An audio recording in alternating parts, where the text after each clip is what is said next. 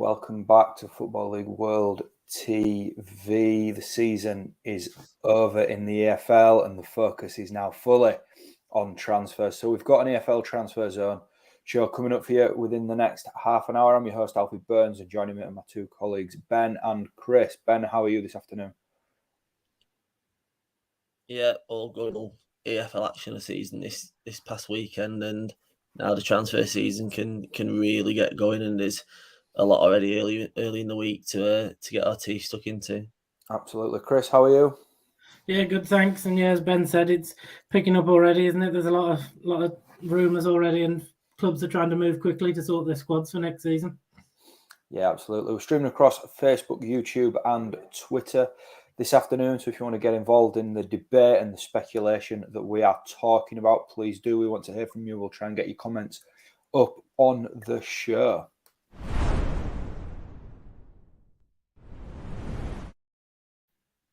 First section then, and this could really be called the Nottingham Forest section. After they've clinched promotion to the Premier League through the playoffs on Sunday, speculation is rife at the City Ground as Steve Cooper's side prepare for the Premier League for the first time since 1999. We'll start with the man that was making plenty of headlines over the weekend, just coming up on your screen now, Jed Spencer. He was at Neil Warnock over the weekend on Twitter, but his future is unresolved at the moment. He was, of course, on loan at Forest, and he's heading back to Middlesbrough, who now have a decision to make on where to sell him.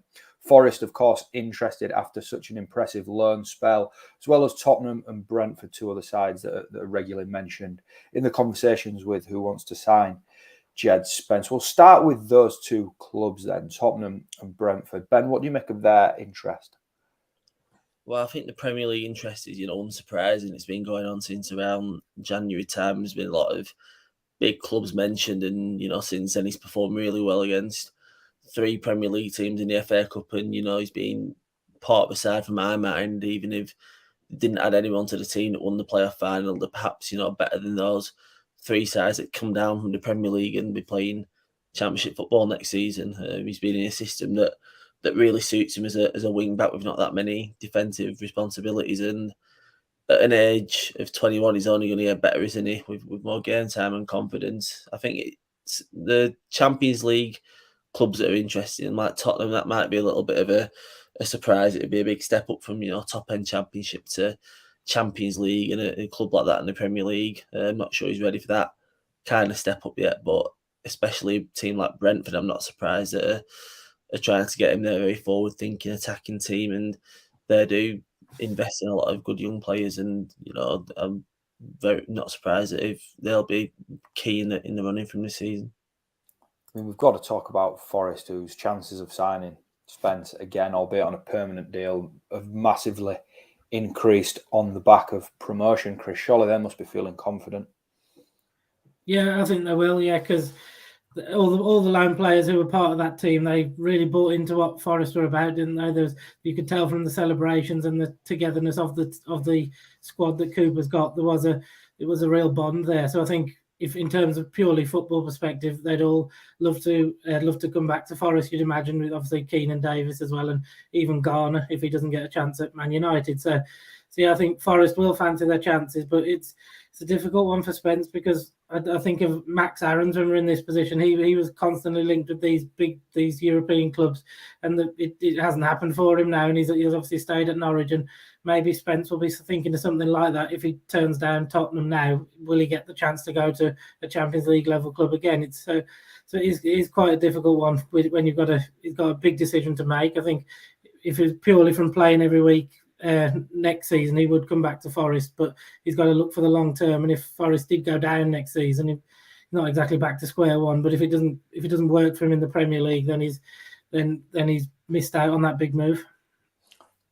I've had a comment in from Jason, who I'm presuming is a Middlesbrough fan. Ka-ching.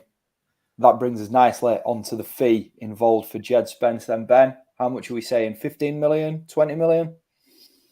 I think 20 million would be a big push. I think that's what Borough are said to want, but it'd be a massive fee for a player that's been playing in the Championship. And I know he's got a lot of potential, but I think they'll try and bring as much money as they can out of a Premier League team. But I think it'll be more along the lines of around 15 with maybe a few add-ons. Yeah, I think that's more than suitable. Another piece of transfer news then with Forest is Morgan Gibbs-White, Sheffield United's player of the season. He's had a great loan spell there from your club, Chris, Wolverhampton Wanderers, 12 goals and 10 assists during his time at Bramall Lane. We'll start with you, Chris, given he is a Wolves player still. Can you see Wolves selling him this summer? Yeah, unfortunately I can. I think our owner's been speaking today, really, and it's sell to buy for Wolves this summer once again. And Ruben Neves is going to be the big departure, but the team really needs 6 or 7 players. And even if Neves goes for 50 million, I can't.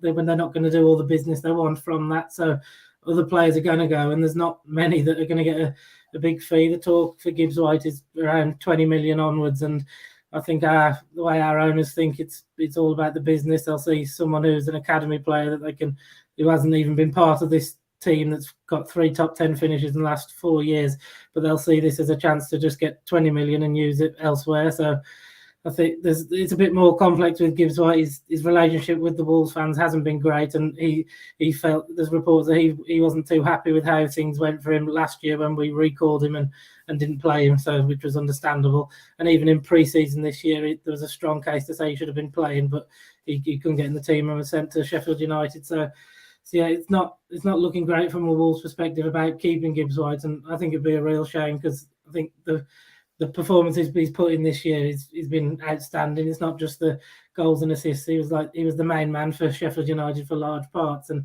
there's not many players that have carried the team in that sense over the years in the Championship, and the ones that have done have gone on to be really good. So I think Wolves will be open to selling him, and I think if Forest can get him in, it would be a great bit of business.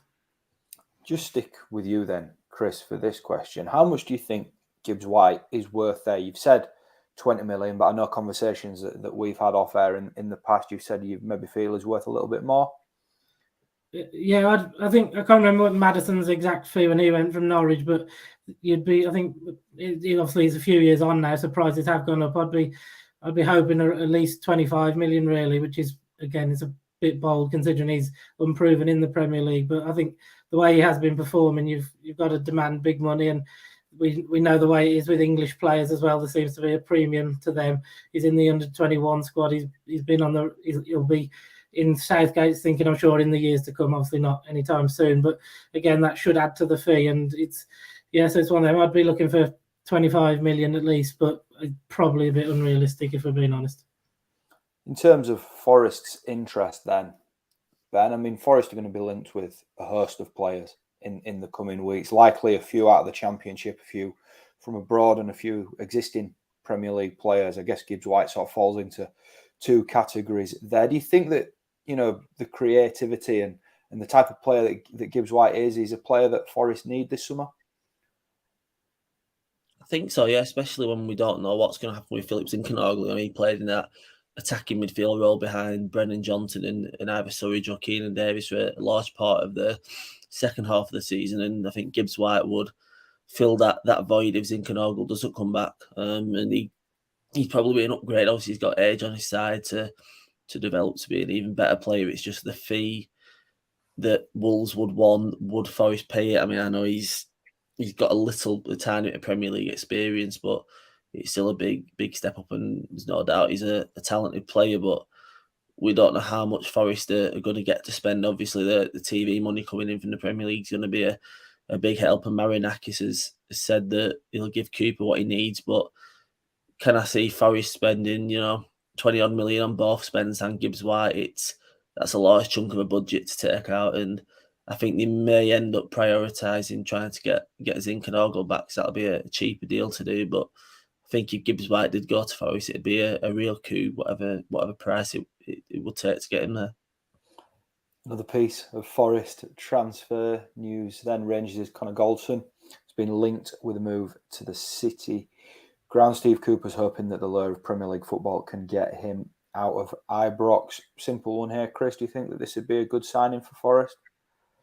Yeah, I do. I think kind of free transfer is pretty no-brainer, really. I think Goldson's form in Europe. Obviously, a lot of people look down at the Scottish Premier League, but the form he's shown in Europe, helping take Rangers to a Europa League final, and even before that under Gerrard, he was excellent for them in Europe. So there should be few doubts really about whether he's good enough to play in the Premier League. Maybe the one concern I'd have is the back three, where he fits in, because it may be better suited to the right-hand side. I know sometimes when Lundstrom drops back for Rangers, Goldson moves to the right, and that's where Worrell's playing, and maybe you want a different sort of centre-half in the middle of a back three. But either way, Forest are going to need another centre-back for depth. It'll be an area they look to improve, and Goldson's definitely going to help them in that sense. And again, getting him on a free, it's no risk really. It would be a smart move.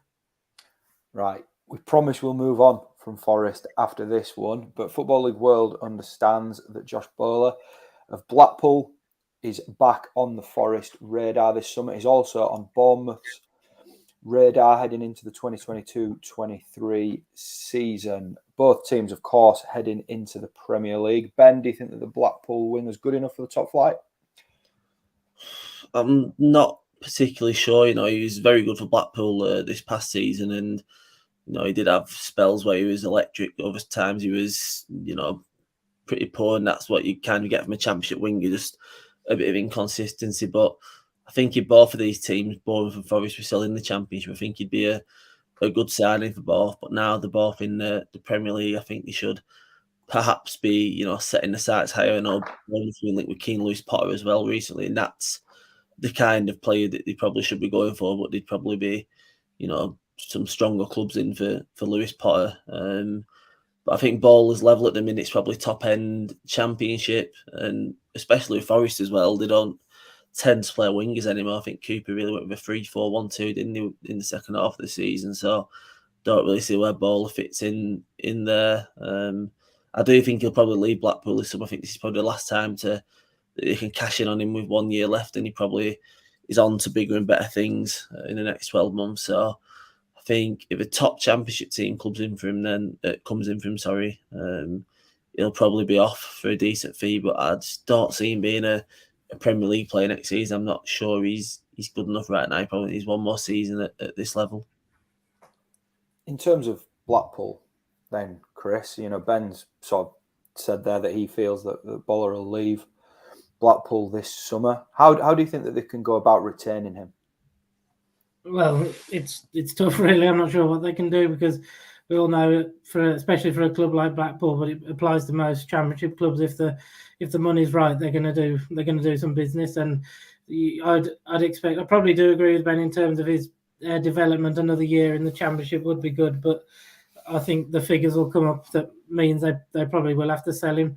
Realistically, you can talk about building a squad, trying to go for the playoffs or whatever, but that's quite hard for Blackpool given the resources they have. So I don't think they can do much, to be honest, to convince him if there is genuine Premier League interest, or even the bigger clubs in the Championship. There's not much they can do. Just try and get the best fee, and then they rely on the scouting team to find another young and up-and-coming player.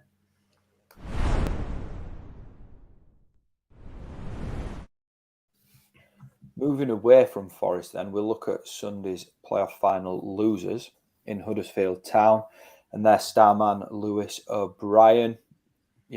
Within days, he's again being linked with a move to Leeds United, with The Athletic claiming that Leeds have been monitoring his situation throughout the season gone by, and further reports on from that claiming that there is a £10 million release clause written into O'Brien's contract. If those two stories add up, and Leeds have been monitoring O'Brien, who's had a very good season at Huddersfield, Chris, do you think it's a little bit of a no-brainer that Leeds move on a £10 million deal? Yeah, I do. Yeah, I think we all know Leeds fans have been moaning this season about not having enough central midfielders since they missed out on Gallagher. So, yeah, it's an area that they do need to strengthen. And as you said there, 10 million in today's game for a Premier League club isn't that much. So, yeah, I think most Huddersfield fans will know that O'Brien's been excellent for them, but he probably has played his last game, because at that price he should have quite a lot of Premier League interest, I think. Yeah, I think that's one thing that will develop in the coming weeks when it comes to O'Brien. I think that we'll see more clubs linked with him. Ben, anybody stand out to you that you think will be having a look at, the Huddersfield vice captain at that price? Well, I know I said we weren't going to talk about him again, but I think Forest maybe.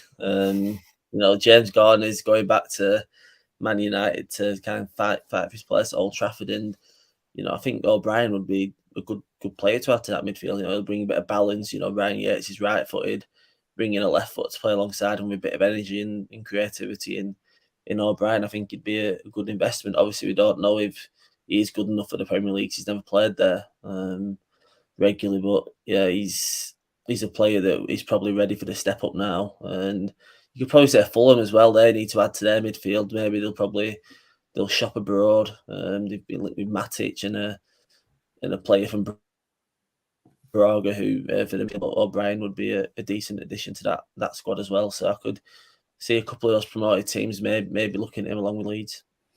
One man that definitely is leaving Yorkshire this summer is Freddy Ladapo. He's departing Rotherham. 123 appearances for the Millers and 41 goals. He's left, and it's been confirmed that he's joined Ipswich Town on a 3-year deal. Ben, what were your initial thoughts on this deal for Ipswich? Well, it caught me by surprise a little bit because I don't think there's any rumours that he would be heading to Portman Road. I think Sheffield Wednesday had reaffirmed their interest, or it came from their local reporters that they're interested. But sooner he'd been linked there, he'd gone to Ipswich. It's not really surprising in the sense where they're located. Ladapo's from Essex, Ipswich not too far from there, so it makes sense for him. And he's a proven League One goal scorer, so I think it's a really good signing for Ipswich. I think maybe the fact he's 29's counted against him when it comes to Championship clubs being interested. He scored 9 times when Rotherham were last there, so that's not too bad a record for a team who weren't exactly creative the last time they were in the second tier. And Macaulay Bonne will be going back to QPR, and with his lack of goals in the second half of last season, they needed someone to be brought in who almost guarantees double figures in League One, and Ladapo's done that for a few seasons now. So I think it's on a free transfer a really good deal for Ipswich Town. How about you, Chris? Do you think it's a good deal, and did it catch you by surprise yesterday? Yeah, it did, but I do think it's a good deal. Yeah, as Ben touched on there, there's only Macaulay Bonne who got the goals, got double figures for a striker for Ipswich, and all of those came in the first half, or most of them came in the first half of the season. So when you were watching them under McKenna, they were playing good football. They looked really hard to beat, but they just didn't have that player who was going to consistently score the goals. And I think Ladapo can be that man. I think his form at Rotherham over the 3 years has been very good. The first year, I think he got 14 goals in League One, but it was from about 30 games. So he's nearly 1 in 2. And I think if McKenna can get him firing at that level again, then you'd say he is the man who'll get the 20 goals for Ipswich, and that will probably be enough to take them up.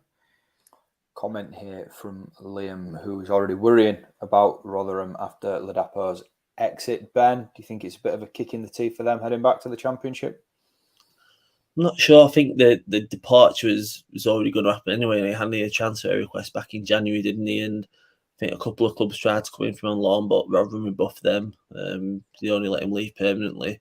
So I think it was going to be expected. They've obviously got Michael Smith, who scored goals in the Championship last time for Rotherham and scored a lot this season in League One. And I'm sure they'll continue to strengthen up front. They've already brought Connor Washington in as perhaps Ladapo's replacement as a rotational option. But I definitely think they need to source another goal scorer from somewhere. But on their budget, their perceived budget anyway, Rotherham, I think it'll be pretty difficult to get a guaranteed 15, 20 goal season man in the Championship.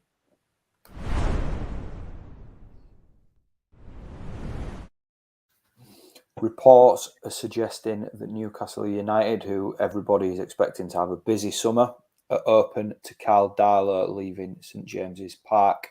Middlesbrough and West Brom are reportedly 2 clubs interested in a deal for the goalkeeper. I think both these clubs definitely need to sign a goalkeeper this summer. Chris, who do you think's more desperate at this moment in time? I think Middlesbrough, without doubt, really. I think Wilder was obviously not a massive fan of Joe Lumley because he made a lot of mistakes. He had to bring Daniels in, and he didn't convince it really either. So I'd say bringing in a goalkeeper would be the number one priority for Borough this summer, and Darlow would be a great signing for them. I think with Albion, it's perhaps a bit less clear. Obviously, Johnson's going's a blow, but they've got David Button, who's a pretty experienced, reliable figure, and they've got, I think, Josh Griffiths and Alex Palmer coming through, who they'd say are highly rated, and they've had spells in the lower leagues on loan. So maybe they'd be more willing to give them a chance to compete for the number one, and they've got priorities elsewhere. But I think for Middlesbrough, it's a goalie and a striker this summer. They're the two key positions they've got to nail down with good players, and Darlow would certainly be that for the keeper. How about you then, Ben? I guess geographically, this kind of move makes sense either in Middlesbrough or West Brom's favour for Darlow, doesn't it? Yeah, I think it does. I think West Brom have the options already, and Alex Palmer, Josh Griffiths, and David Button are all at different points of the career. But I think Darlow could potentially come into West Brom, and having worked under Steve Bruce already, just jumped straight to the top of the pile as their first choice. But I do think I agree with Chris with Borough being in desperate need of a new keeper. Lumley made mistakes last season. Luke Daniels, probably at best a backup. But Darlow's quality, especially for a top end second tier side, he's got his quality shots. He can play with his feet, and I think if he stuck around in the Newcastle area, Borough obviously makes the most sense from a geographical standpoint, but also from a guaranteed first choice keeping output. So I think it'll be interesting to see who wins the race for him. I couldn't argue with either side, but I do think it'd be more to Borough right now. Final piece of transfer news we're going to discuss then, another Football League World exclusive. We understand that Matthew Sorinola is of interest to Norwich City as they head back into the Championship. We also understand that Swansea City are interested in a move for the full-back. Is this the type of signing that you think Norwich need heading back into the Championship, Chris?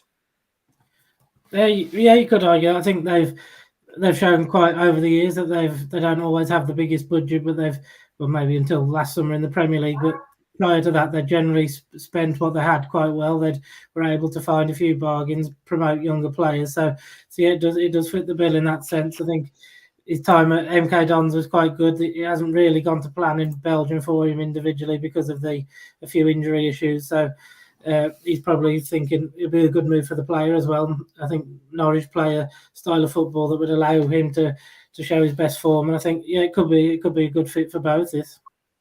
Yeah, Sorinola has of course only had 1 year in Belgium, which means that his spell at Milton Keynes Dons wasn't that long ago, and he crossed paths there with Russell Martin, who's of course in charge of Swansea, another club linked with a move for Sorinola. Do you think that factor, Ben, gives Swansea a slight edge over Norwich, or would you not really take too much notice of that? No, I think it could do. I think, to be fair, I thought with the ownership link that the Belgian club is at, Union St Gilloise, they have with Brighton, I thought he might go there this summer, but obviously he's not started that much in the league. I think it's 14 appearances, none of them have been started, so he can get somewhere and kick on and start playing. I think, with Russell Martin showing that trust in him the season before last, I think that would be an ideal move for him. They play an attacking system with attacking wing backs, and he would be one that's very suited to Sorinola. And I think Norwich, who play a back four predominantly, I'm not sure that would be the greatest of fittings for him. I think they've got Giannoulis and Sam McCallum, who's going to come back from QPR. They're two decent options at Championship level. So unless one of those departs, I think Sorinola wouldn't quite fit in there, or perhaps could play further advanced up the pitch. But if it's between these two clubs, Swansea and the Russell Martin factor would definitely be a better fit for Sorinola than Norwich.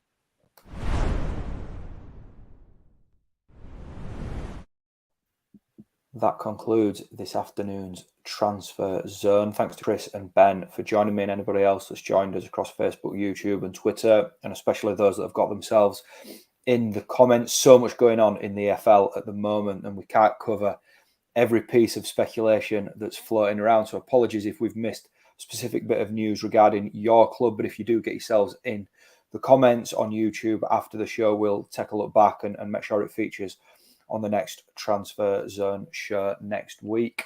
Between now and then, though, have a good bank holiday weekend. Take care, and we'll see you again soon.